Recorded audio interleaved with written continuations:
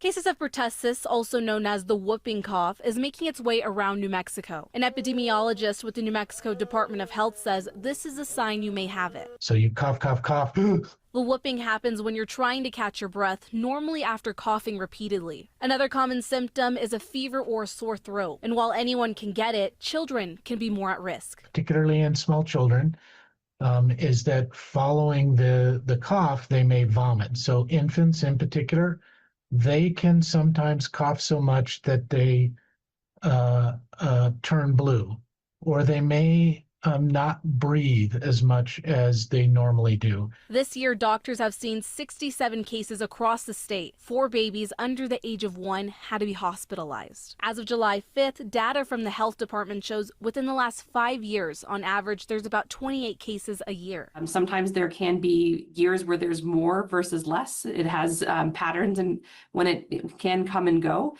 I think that's something that we even noted in like October of last year, that the number of cases had gone up. Health experts are recommending people to get vaccinated. Instead of coughing for 6 weeks, it can shorten that time period.